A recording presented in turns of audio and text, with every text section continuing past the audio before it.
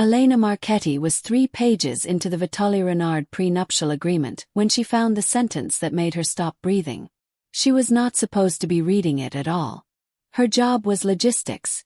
Table counts, flower deliveries, the timing of vows against the tide chart for the cliffside ceremony. But the family lawyer had left the signing folder open on the terrace table while he took a phone call, and Elena's eyes did what 11 years of reading vendor contracts had trained them to do. They caught the clause buried in a paragraph about jointly held property. If the marriage ended before its 2nd anniversary, for any reason including the death of either party, full controlling interest in Vitaly Holdings would transfer, not to the surviving spouse, not to the Vitaly Family Trust, but to an entity called the Continuity Trust, administered solely by one man, Richard Colm. The same Richard Colm who had raised a glass to Damien Vitaly 20 minutes earlier and called him the son I never had. Elena's hands went cold around the folder.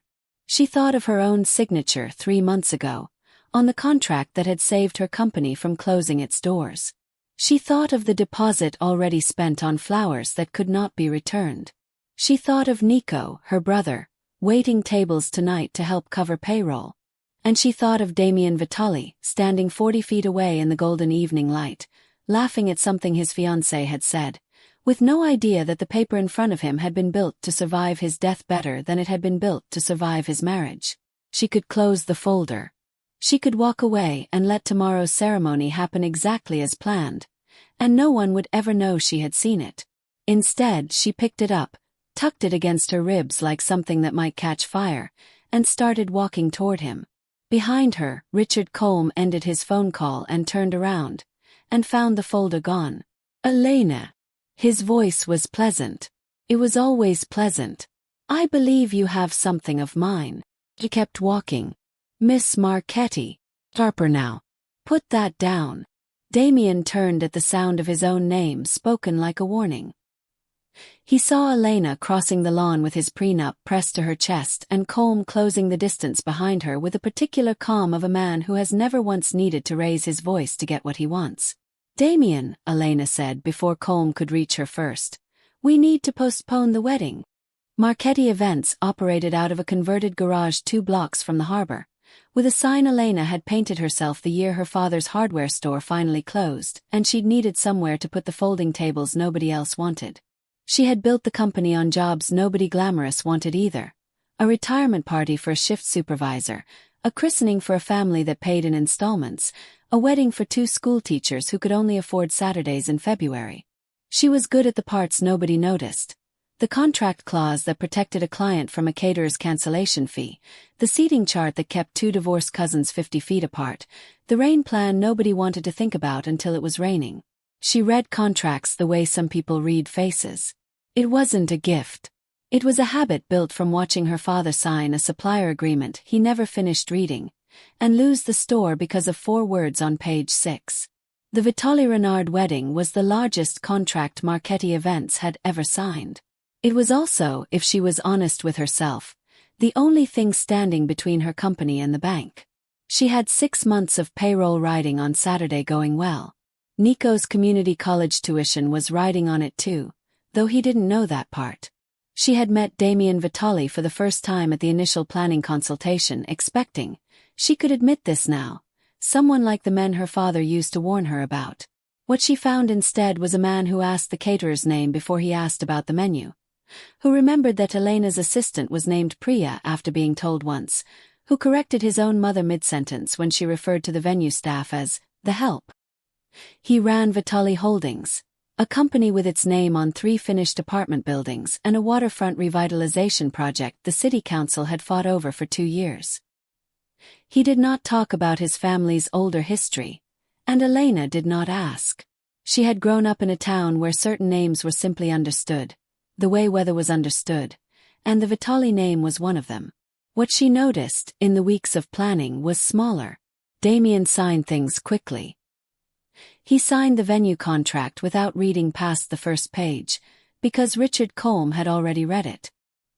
He signed vendor riders, insurance addenda, the seating chart itself, with the specific trust of a man who had never once been burned by the person doing the reading for him.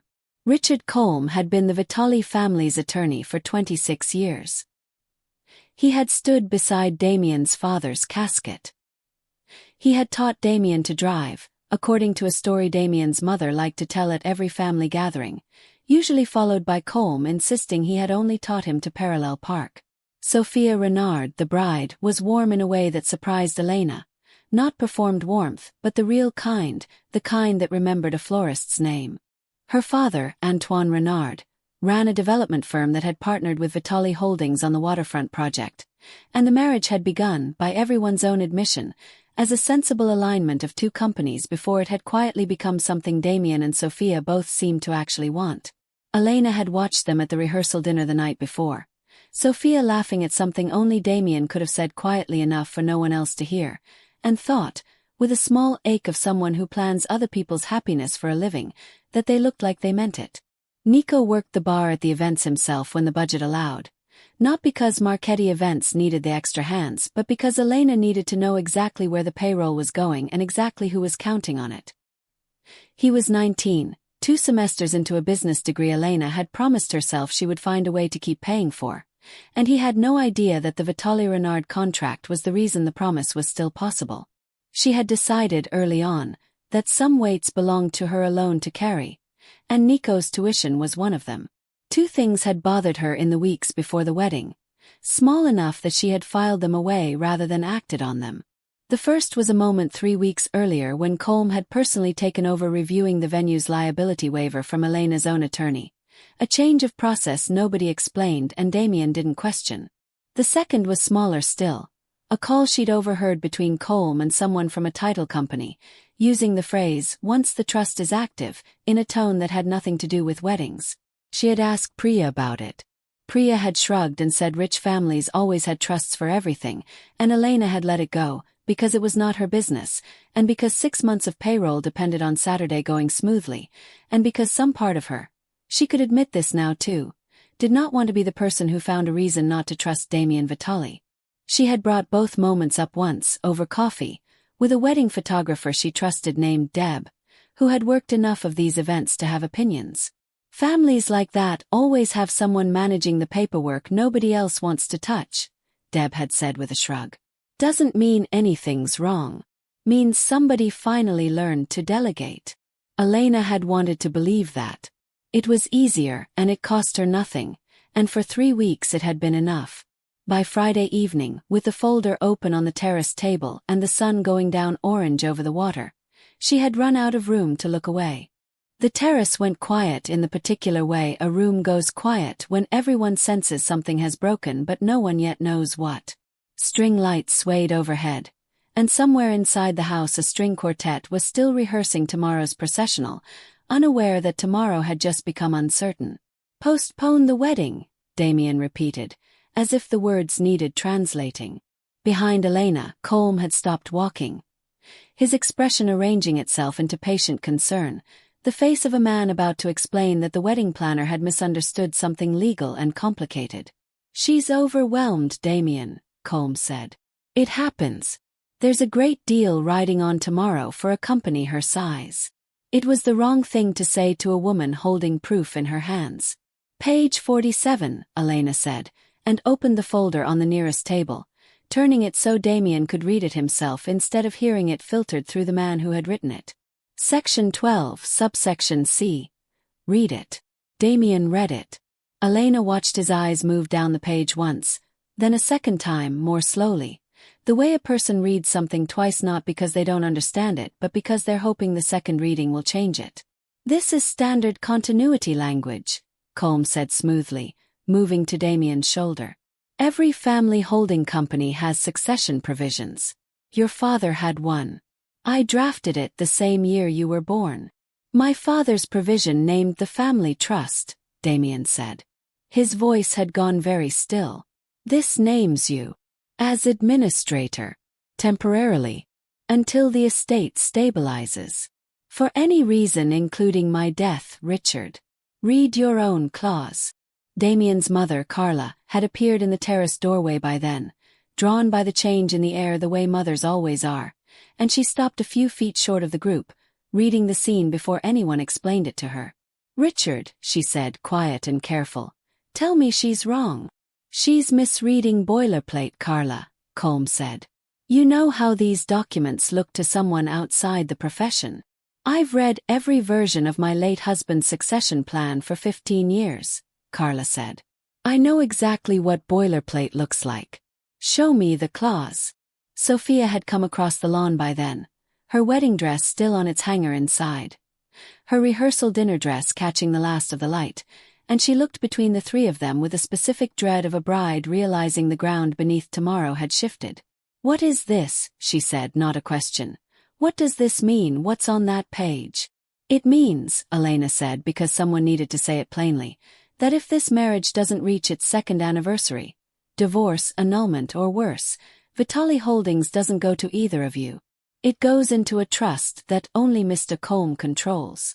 That's absurd, Colm said. I have served this family for 26 years. Then it should be easy to change the clause tonight, Elena said. Before anyone signs anything. You don't sign a legal document at 8 o'clock on a whim because a wedding planner had a feeling, Colm said, and Elena heard, underneath the calm, the first thread of something tighter. Damien, this delays the ceremony. It humiliates Sophia's family. It gives every gossip columnist in 3 counties a story that has nothing to do with the truth. The truth is on page 47, Damien said. Whatever it costs to look at it properly costs less than signing it blind. Something moved across Colm's face then, fast enough that Elena almost missed it. Not anger but calculation, the look of a man recalculating a plan that had just taken an unplanned hit. He recovered his pleasant expression a half-second later. But Elena had seen it, and she understood, with a falling sensation of someone who has just stepped off a curb she didn't know was there, that she had not caught a drafting error. She had caught something built on purpose. Damien, Colm said gentler now. You're exhausted, it's the night before your wedding, and your event planner has read 3 lines out of a 400-page document she has no legal training to interpret. Let my office review it Monday. Nothing changes before the ceremony. Nothing changes before I understand it, Damien said. Get me the original draft. Tonight. It's at the office. Then we're driving to the office. Colm's jaw tightened, the smallest crack in 26 years of composure. Damien. It's 8 o'clock the night before your wedding. Whatever this woman thinks she found. Her name is Elena, Damien said. And she just handed me the only version of this contract anyone has actually let me finish reading. Sophia's hand found Elena's arm, gripping harder than she probably realized. Thank you, she said quietly to Elena, not to either man. Whatever this is. Thank you for saying it out loud. Elena looked past her to Colm, who was watching the 3 of them with the flat, recalculating stillness of a man whose 26-year plan had just acquired, for the first time, a witness who refused to look away. She thought of the deposit on the flowers. She thought of Nico's tuition.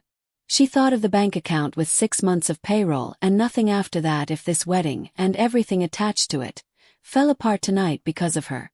She had already made the choice. There was no version of tomorrow where she unknew what she knew. I'll get you the signing folder from my car, she told Damien. Every draft I've been given since March. Kept copies. I always keep copies. Carla had gone very still, reading the clause a 3rd time over her son's shoulder, her hand tightening on the doorframe. 26 years at our table, she said, mostly to herself. Every holiday, every hospital waiting room. I taught you to make my mother's sauce, Richard, because you said you never learned to cook for yourself. She looked up, and whatever warmth had been in her voice was gone entirely. Get off my terrace until my son decides what happens next. Colm's eyes moved to Elena then, and for the first time all evening, the pleasant mask thinned enough that Elena saw exactly how much he did not want those copies to exist. By Saturday morning, the wedding was postponed, not cancelled, a distinction Damien insisted on publicly and Colm insisted on privately, for very different reasons. 200 guests received a text message about an unexpected legal matter requiring the family's attention, which satisfied no one and started every rumor at once. Marchetti Events lost the deposit on the flowers within 48 hours, non-refundable per a clause Elena herself had written, because she had never expected to be the one invoking it against her own client's benefit. The florist was gracious about it and still wanted paying. Elena paid him from the company's operating account, because that was the kind of business she wanted to run, and watched the number in that account get smaller by exactly the amount she could least afford to lose. Priya found her in the garage office at midnight, staring at a spreadsheet that no longer balanced. 2 more clients called today, Priya said carefully. The Delacroix anniversary and the Hendersons. Both said they're reconsidering their vendor list. Because of the wedding. Because of whatever people are saying about the wedding. Nobody knows what actually happened, Elena. They just know it happened at your event. That was the cost, exactly as Elena had known it would be the moment she picked up the folder. Not a headline. 100 small doors quietly closing. Do you regret it? Priya asked not unkindly. Ask me in a month, Elena said. Right now I mostly regret how expensive being right turned out to be. Colm did not stay quiet in those 48 hours either. He called Elena directly on Saturday afternoon. His voice as pleasant as it had been on the terrace, and suggested gently that a clarifying statement from Marchetti Events, confirming that the postponement was a private family matter unrelated to any concern about the contract's validity, would go a long way toward protecting her company's reputation while the family sorted out an internal miscommunication. He even offered delicately to have his firm review her standard vendor contracts free of charge, as a courtesy given everything you've been through this week. Elena recognized the offer for what it was before she'd finished hearing it. I'll pass, she said. But thank you for confirming there's something worth clarifying. The line went quiet for a second longer than a confident man's silence usually lasts. You misunderstand my intentions, Colm said finally. I understand them completely, Elena said and ended the call. Damien, meanwhile, had made one attempt to handle the matter the way Elena suspected he'd handled every difficulty in his adult life. Quietly, through Colm himself, one-on-one, man-to-man, the way his father might have done it.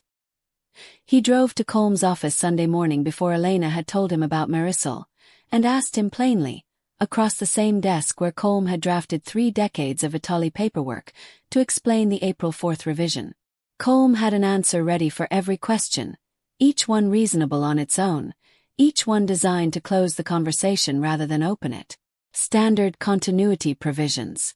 A drafting convenience during Carla's trip to Portugal.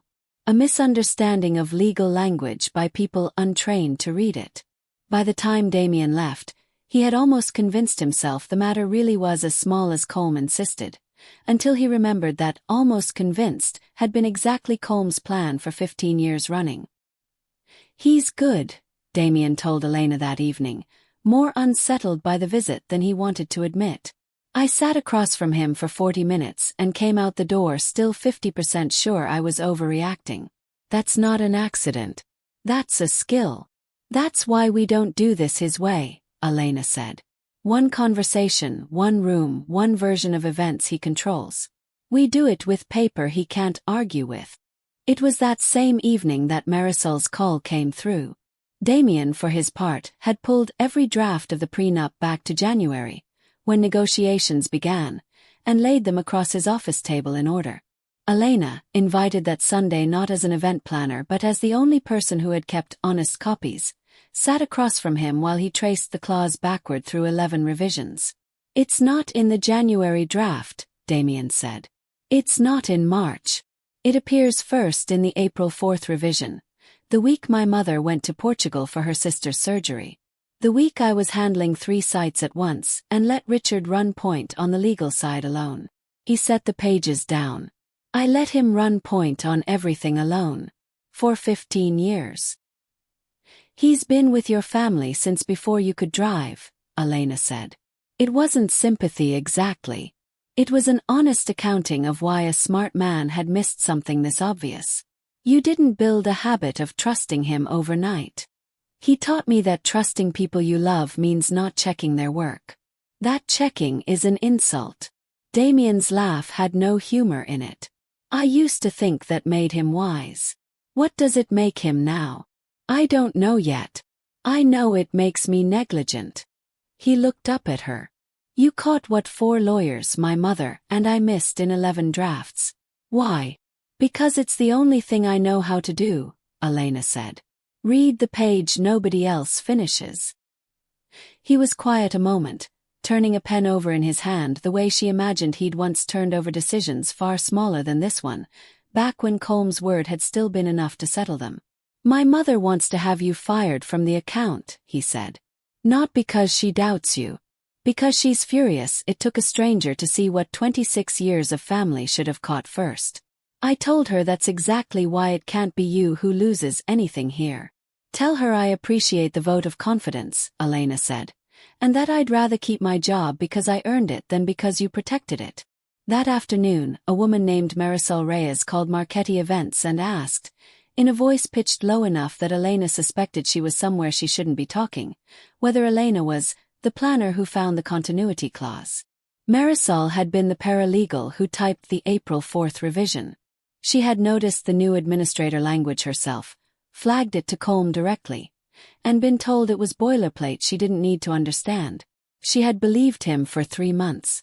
She stopped believing him the day she was asked to backdate a supporting document to March, to make the clause look older than it was. I have the original file with his track changes still in it, Marisol said. He thinks he deleted the version history. He didn't. I can send it to you tonight, but I need you to understand. If this comes from me, I lose my job and probably my license. I need it to come from someone he can't fire. Elena thought of her own emptying operating account, of Priya's careful voice describing clients who were reconsidering, of every reason a smaller, more tired version of herself might have said this isn't my fight anymore.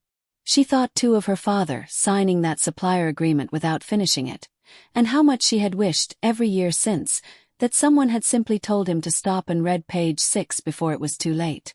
Nobody had. She was not going to be the person who could have said something and didn't. Send it to me, she said. I'll make sure it's used right. That evening, reading the track changes Marisol sent, Colm's own handwriting in the margins of an early draft, a note beside the continuity clause reading make sure D doesn't get past page 40 before signing. Elena understood for the first time exactly how long this had been planned, and exactly how much further it was designed to go than a single wedding. The reversal came from a name Elena had not expected. Antoine Renard. She and Damien had assumed, walking into the county recorder's office on Tuesday morning, that Colm's Continuity Trust would turn out to be an empty shell built purely on paper, waiting for a future that might never come. What the filings actually showed was worse. The trust had existed for 6 years.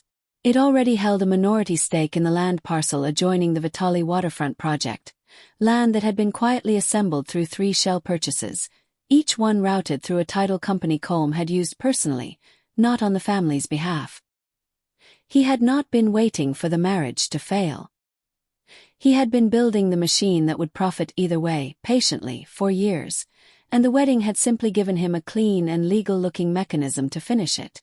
The clerk who pulled the file for them, an older man who'd worked the recorder's office for 2 decades, mentioned in passing that the same trust had filed 3 amendments over the years, each one narrowing the list of people who could challenge its administrator.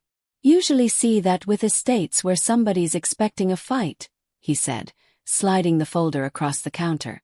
Somebody wanted to make sure this particular arrangement was locked down tight before anybody thought to look at it.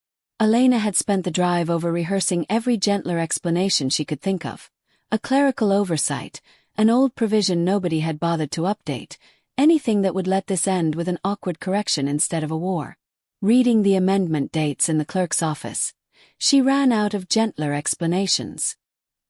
He doesn't need anyone to die, Elena said, reading the filing dates twice to be sure. He just needs the marriage to fail before the 2nd anniversary. That's the whole plan. And he's had 6 years to make sure it does. Damien's hands went flat on the table. Then he'll make sure it fails. He already started, Elena said, and told him what she'd been holding back since Sunday. The timeline Marisol had helped her piece together, of calls between Colm and a man at Renard Development's holding bank, calls that traced back 18 months, long before the engagement had even been announced. They found Sophia in her father's study that evening, and it was Sophia who found the rest, because it was Sophia's father who finally broke. Antoine Renard had borrowed against his company 9 years earlier, in a downturn that nearly cost him everything, and the loan had come, quietly and personally, from Richard Colm. Not the firm, not the family, Colm alone. Renard had spent 9 years believing he'd paid it back through friendship and favors, and the introduction that eventually led to the Vitali partnership. He had not understood, until Colm explained it to him 3 weeks before the wedding, over a drink that felt at the time like generosity, that the debt had never actually been forgiven. It had simply been waiting. "He told me all I had to do," Renard said, not looking at his daughter, "was slow things down if I ever sensed the marriage wasn't solid. Encourage a delay here, a doubt there. Nothing dramatic. He said it was for Sophia's own protection, in case the Vitali boy wasn't what he seemed." Renard's voice cracked on the next part.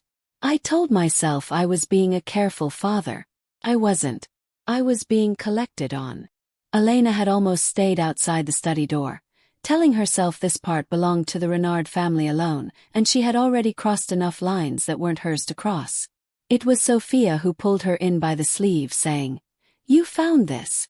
You don't get to leave now," and something about being needed that plainly steadied a doubt Elena hadn't admitted to having, the quiet fear that she'd spent a week making herself the center of a story that was never actually hers to lead. Sophia's face had gone through something Elena recognized, the particular collapse of learning that a person who loves you has also, quietly, been used as a tool against you. "You let him make you doubt Damien," she said. "For a year. Every time I told you I was happy you found something to worry about, and I thought that was just you being you. Sophia, did you ever actually think I shouldn't marry him? Or was that always Colm talking through you?" Renard didn't answer, and the silence answered for him. Damien, when Elena told him the full shape of it that night on the terrace where this had all started 5 days earlier, went very quiet in a way that frightened her more than anger would have. "I want him gone by morning," he said. "Not fired. I have people who can make sure a man like that never touches anything of mine again. Make sure he never touches anything of yours again through the truth," Elena said. "Not through whatever you're describing. You don't know what he took, Elena. 6 years.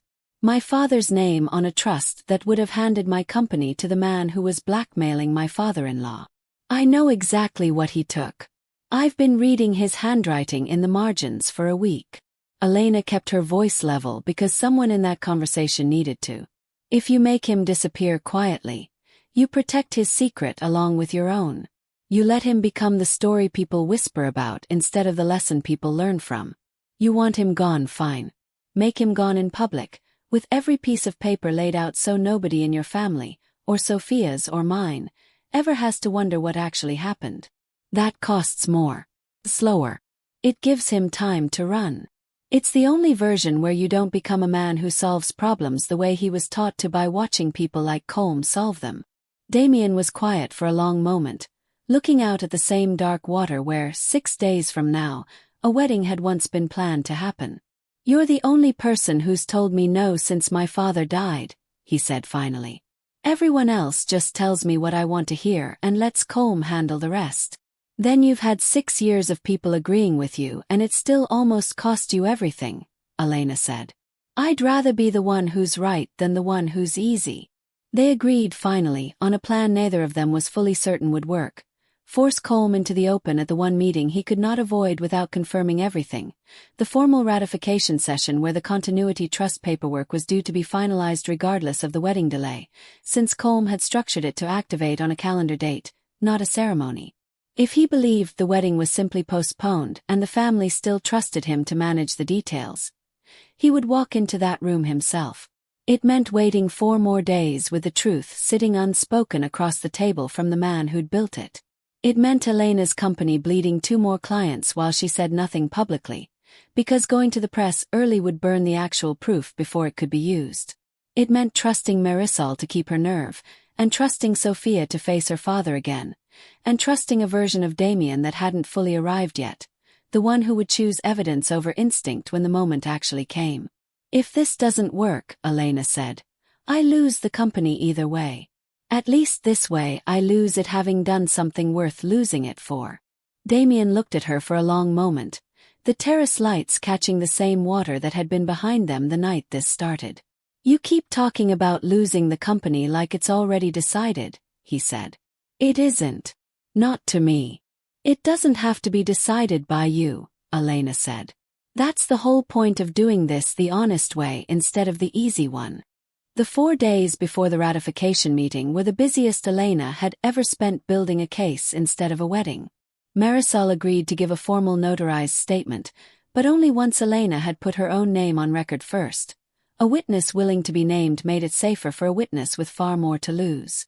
Elena sat with a notary on Wednesday afternoon and described, in plain sentences, exactly what she'd found in that folder on the terrace, what Colm had said to stop her, and what she had seen in his face when he realized she wouldn't put it down. It was the least comfortable hour of the entire ordeal, and also, oddly, the one that made everything after it feel possible. The county recorder's filing gave them the trust's history in writing. Marisol's statement gave them the track changes and the note in the margin. Antoine Renard, once his daughter stopped speaking to him and he understood exactly what that silence would cost, agreed to record a statement of his own describing the debt and the pressure on the condition, which Elena thought was fair, that his own culpability be acknowledged honestly rather than erased. Nico drove Elena to the notary's office and waited in the car the whole hour, and when she came out he didn't ask what had happened inside, only whether she'd eaten anything since breakfast, and then drove them both to the diner near the harbor without waiting for an answer. It was the smallest kindness of the entire week, and it was the one that made Elena cry, briefly in the parking lot, before she pulled herself together and went in to order pancakes like nothing in her life was currently on fire. 4 pieces. A clue, a witness, a filing, and a confession. Elena had learned, in a decade of managing weddings, that the difference between a disaster and a story people told for years afterward usually came down to exactly this. Not more evidence, but the right 4 things laid out in an order a room full of strangers could follow without a law degree. Damien, for his part, spent those 4 days doing something Elena hadn't expected. He stopped signing things quickly. He read every page of the ratification packet Colm's office sent over, called Elena twice with questions about clauses he no longer trusted himself to interpret alone, and once, on Thursday night, showed up at the garage office with takeout and no agenda at all beyond sitting across the folding table from her while she worked. "You don't have to be here," she said. "I know." He unpacked containers she hadn't asked for, from a place near the harbor she'd mentioned once, weeks ago, in passing. "I wanted to be somewhere that wasn't my house or Colm's office or anywhere with my family's name on the door." They didn't talk about the trust that night. They talked about her father's hardware store, and the 4 words on page 6 that had cost him everything, and how she'd learned to read contracts out of something closer to grief than ambition. He told her for the first time about learning to drive with Colm in the passenger seat, and how strange it felt now to run that memory back through everything he knew. "There's a version of this where I hate him cleanly," Damien said. "It would honestly be easier. Instead I keep remembering him teaching me to tie a tie for my father's funeral, and I don't know what to do with both of those things being true about the same person." "You don't have to resolve it tonight," Elena said. "You just have to stop letting the good memory talk you out of the paperwork." He laughed once without much humor in it, and reached for another carton of takeout he hadn't actually ordered for himself. "Is this what you do for every client? Feed them and tell them uncomfortable truths at a folding table?" "Only the ones who show up with the right kind of noodles," Elena said, and for a moment, briefly, the folding table felt like the least complicated place either of them had been all week. On Friday morning, before that conversation, Colm made one final attempt of his own. He came to the garage office himself without an appointment, and stood in the doorway between Elena's desk and the folding tables like a man surveying a business too small to be worth the trouble he was taking with it. "I don't dislike you, Miss Marchetti," he said. "I want you to understand that. You did what you believed was thorough. But you're about to help dismantle the one structure that's held this family's fortune together through 2 recessions and a death in the family. Ask yourself honestly whether that's really worth the ruin of your own company." "You're not here to warn me," Elena said. "You're here to see if I'll fold before Saturday." I'm here because I've watched ambitious people burn themselves down chasing the wrong kind of righteousness before, and I'd rather that not happen to someone who clearly works as hard as you do. Then here's something for you to sit with instead, Elena said. I've read every page of that prenup twice now. I know exactly what it costs me to keep going. I'm still going. She held the door open for him. You should go prepare for tomorrow, Mr. Colm. I hear it's an important meeting. He left without answering, and Elena noticed, for the first time all week, that her hands weren't shaking anymore. On Friday afternoon, Damien offered to cover Marchetti Events' losses outright. The flowers, the 2 lost clients, all of it quietly before anyone even asked. Elena said no. You don't have to earn your way out of this, he said. I have the means. Let me use them. If you pay me now before any of this is public, it looks like I found something convenient and got compensated for staying quiet about the rest, Elena said. I need my company to survive because people trust what I do, not because you decided to fix it for me. If you want to help by letting me handle it in the open, the same way we're handling Colm. He didn't like it. She watched him not like it, watched the instinct to solve a problem with resources instead of patience cross his face and lose. Fine, he said finally. But when this is over, and it comes out that you're the reason none of this collapsed quietly under my family's name, people will want to hire you for exactly the wrong reasons. Notoriety instead of trust. Then I'll turn down the wrong reasons, Elena said. The same way I'm turning down yours. Saturday morning, the ratification meeting convened at the Vitali Holdings offices as scheduled. Colm, 2 associates from his firm, Damien, Sophia, Antoine Renard, and, because Damien insisted on it, over Colm's mild objection that outside vendors had no standing in a legal matter, Elena. Colm arrived believing the wedding delay had simply bought him a calmer room to finish the paperwork in. He had, Elena would learn afterward, already begun quietly transferring his personal stake in the shell company land parcel to a second entity, 1 layer further removed, confident that whatever the wedding planner thought she'd found on page 47, it would die in a family argument long before it reached anyone who mattered. He did not know about the notarized statement in Elena's bag, or the recorder's filing in Damien's, or the fact that Antoine Renard, sitting 3 seats down the table with his hands folded like a man at a funeral, had finally decided to tell the truth in a room instead of only to his daughter. Shall we begin? Colm said, opening his folder with the easy authority of 26 years. With the continuity provisions? Yes, Damien said. Let's. Colm laid it out the way he had laid out everything for 26 years. Reasonably patiently, the tone of a man explaining something simple to people too anxious to see it clearly. The continuity trust exists to protect this company from exactly the kind of instability we're currently experiencing. A postponed wedding, public rumor, a young couple's confidence shaken. This is precisely why prudent succession planning matters. Explain the shell purchases, Damien said. Colm didn't blink. Standard land banking. Every holding company diversifies. Standard land banking doesn't usually come with a note in the margin telling you to make sure I don't read past page 40, Elena said, and set Marisol's printed file on the table, the track changes visible, Colm's own initials beside the handwriting. You wrote that in April. Marisol Reyes typed it. She's given a notarized statement describing exactly what you asked her to do afterward, including backdating a supporting document. A disgruntled former employee with an axe to grind, Colm said smoothly, though something in his jaw had gone tight. I terminated her contract for cause last month. You terminated her the day after she asked you directly what the continuity clause meant, Elena said. That's in her statement too. Along with the date. Colm turned to Damien, and for the first time his voice lost a fraction of its ease. Damien, 26 years. I held this family together after your father died. I taught you everything you know about running this company. You taught me to sign things without reading them, Damien said. I believed that was trust. It was control. He slid the county recorder's filing across the table. The trust has existed for 6 years. Not since the engagement. Since long before Sophia and I had ever met. You didn't build a safety net for my marriage. You built a machine that profits whether my marriage works or fails, and then you made sure it would fail. I never touched your marriage. One of Colm's associates, a younger attorney named Foster who had clearly not been briefed on any of this, shifted uncomfortably in his seat. Richard, he said quietly, is any of this true?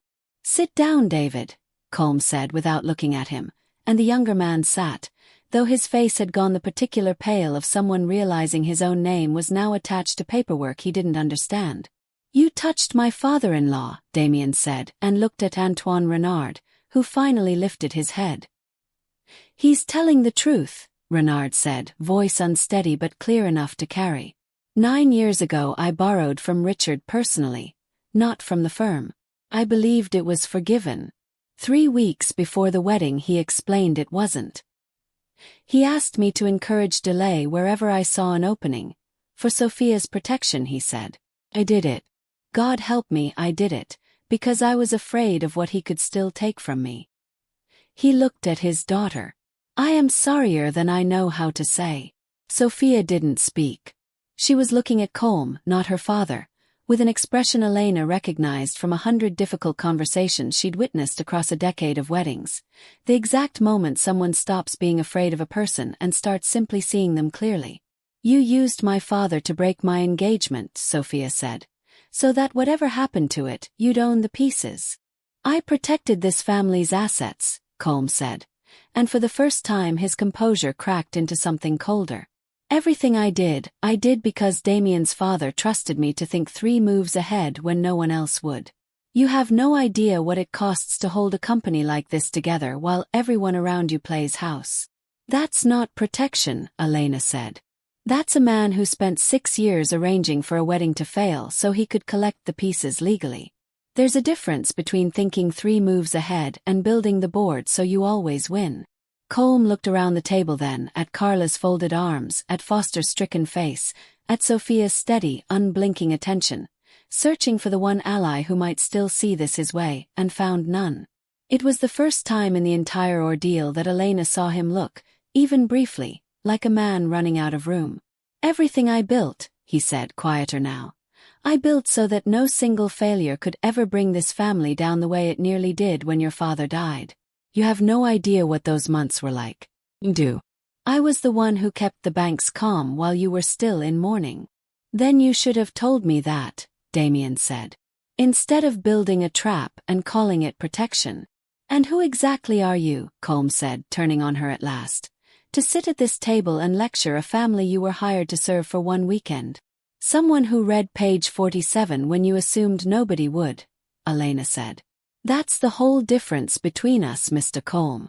You built something that only worked if no one ever looked closely. I look closely for a living. Damien stood. You're removed as counsel to Vitali Holdings, effective immediately. I'll be referring the Continuity Trust and the shell purchases to outside counsel and, separately, to the State Bar. Whatever happens after that isn't mine to decide, and I'm not going to make it mine to decide.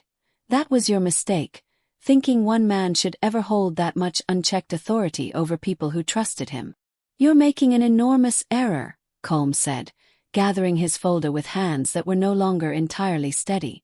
Maybe, Damien said. But it's mine to make in the open where anyone can check my work. That's the part you never taught me, and it turns out it's the part that matters most.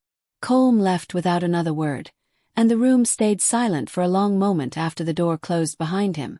The particular silence of people realizing how close something had come to happening quietly instead. Foster cleared his throat once the door had closed and said to no one in particular, "For what it's worth, I didn't know about the shell purchases. I only ever worked the family filings." Carla told him, not unkindly, that she believed him, and that the board would want a full account of everything Colm's office had touched in the last 6 years before anyone decided what came next for the firm itself. Marisol needs a job, Elena said into that silence, because someone needed to say the practical thing before the moment passed. A real one, not a favor. She's the only person in that office who told the truth when it would have been easier not to. She'll have one, Damien said. Compliance officer, reporting to the board directly, not to any single attorney. That position didn't exist an hour ago. It exists now. Sophia crossed the room and took her father's hand, not in forgiveness exactly, but in the smaller and harder thing that sometimes comes before it. Then she looked at Damien and at Elena, and said the thing Elena realized, watching her say it, that she had been building toward for days without either of them fully admitting it. "I don't think we should reschedule the wedding," Sophia said quietly. "Not because of any of this. Because I think, underneath all of it, you and I built something sensible instead of something true, and I'd rather know that now than find out on our second anniversary which parts of it Colm was counting on failing." Damien didn't argue. He looked, if anything, like a man setting down a weight he hadn't fully realized he was carrying. "I think you're right," he said. "I think I've been signing things without reading them my whole life, and I'd like to stop, starting with my own engagement."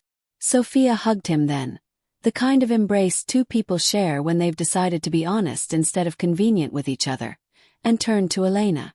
"You postponed my wedding," she said, "and I think you might have saved both of us from a worse one down the road. I don't know how to thank someone for that." "You don't have to," Elena said. "Just don't sign anything before you've read page 47. Antoine Renard, still seated, still holding the weight of everything he'd admitted, looked up at his daughter one more time. "I know I have a great deal to earn back," he said. Sophia didn't answer him yet, but she didn't leave the room either, and for now, Elena thought, that was its own kind of honest beginning. 3 months later, Vitali Holdings had an independent general counsel's office, a compliance officer named Marisol Reyes who reported directly to the board, and a continuity policy rewritten in language a person could actually finish reading in one sitting.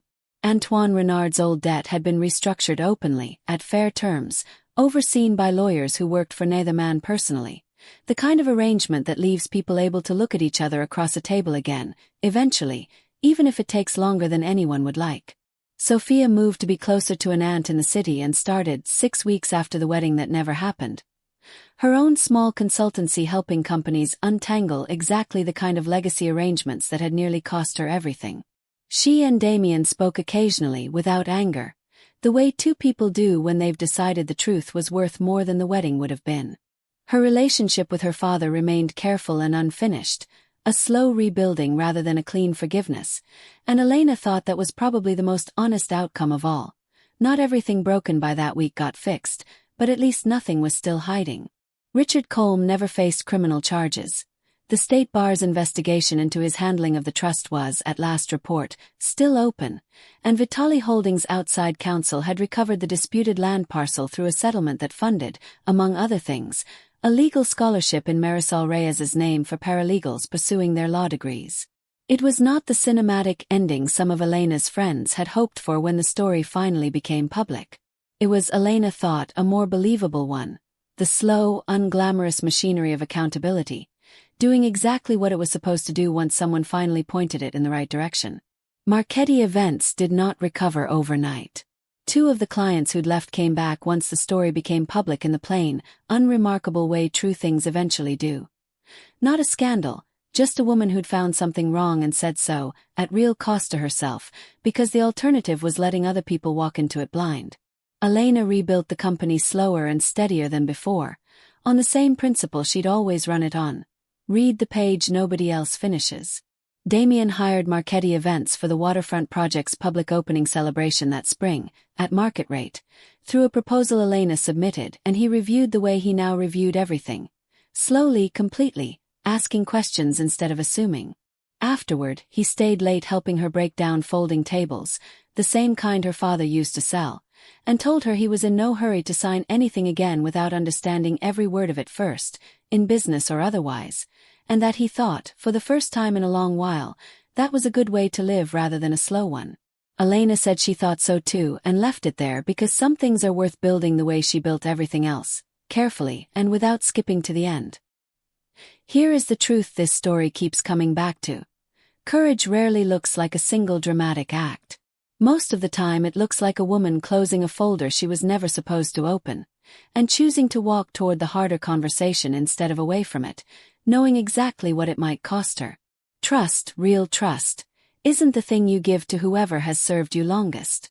It's the thing you earn one honest page at a time, and it can be lost the moment you stop letting anyone check your work. So here's the question worth sitting with.